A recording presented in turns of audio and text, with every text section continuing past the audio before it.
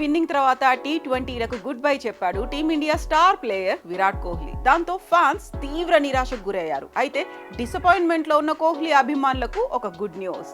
త్వరలోనే విరాట్ ను కెప్టెన్ గా చూడబోతున్నట్లు సమాచారం. ఆ వివరాల్లోకి వెళ్తే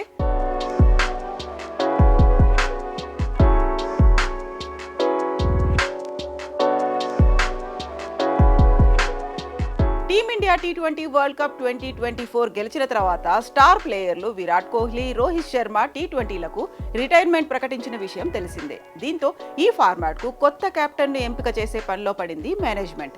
రేసులో హార్దిక్ పాండ్యా, శుభ్మన్ గిల్, రుతురాజ్ గైక్వాడ్లతో పాటుగా సీనియర్ బౌలర్ బుమ్రా పేరు కూడా వినిపిస్తోంది. ఈ నేపథ్యంలో కెప్టెన్ గా విరాట్ కోహ్లీ పేరు తెరపైకి వచ్చింది. దాంతో ఫ్యాన్స్ ఫుల్ హ్యాపీగా ఉన్నారు.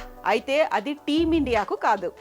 టీమిండియా రన్ మెషిన్, రికార్డుల రారాజు కింగ్ విరాట్ కోహ్లీని మరోసారి కెప్టెన్ గా చూసే అవకాశాలు ఎక్కువగా కనిపిస్తున్నాయి. అయితే అది టీమిండియాకు కాదు, ఐపీఎల్లో. అవును, రాయల్ ఛాలెంజర్స్ బెంగళూరుకు 17 సంవత్సరాలుగా ప్రాతినిధ్యం వహిస్తున్న కోహ్లీ గతంలోనూ సారథిగాను వ్యవహరించాడు. అప్పుడు జట్టును అద్భుతంగా ముందుండి నడపడంలో విజయవంతమయ్యాడు. దాంతో మరోసారి కోహ్లీకి జట్టు పగ్గాలు అందించాలని ఆర్సీబీ మేనేజ్మెంట్ భావిస్తోందంట. అయితే ఇందుకు గల కారణాలు లేకపోలేదు. గతంలో ఆర్సీబీకి కెప్టెన్ గా వ్యవహరించినప్పుడు అదే సమయంలో టీమిండియా టీ20 కెప్టెన్ గాను కోహ్లీ ఉన్నాడు. దాంతో ఒత్తిడి కారణంగా ఐపీఎల్ కెప్టెన్ గా దిగిపోయాడు.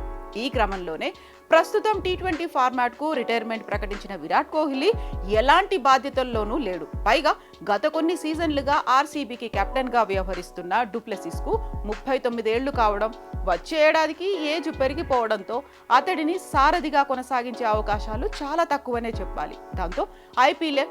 దాంతో ఐపీఎల్ 2025లో విరాట్ కోహ్లీని సారథిగా చూస్తామని ఫ్యాన్స్ ఆశతో ఉన్నారు. ఐపీఎల్ 2016 సీజన్లో ఆర్సీబీకి కెప్టెన్ గా ఉన్న కోహ్లీ ఆ సంవత్సరం జట్టును టోర్నీ ఫైనల్ కు చేర్చారు.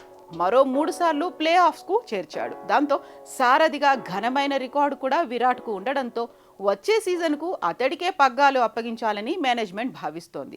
మరి విరాట్ కోహ్లీ ఆర్సీబీకి కెప్టెన్ అవ్వాలని ఎంతమంది కోరుకుంటున్నారు? మీ అభిప్రాయాలను కామెంట్స్ రూపంలో తెలియజేయండి.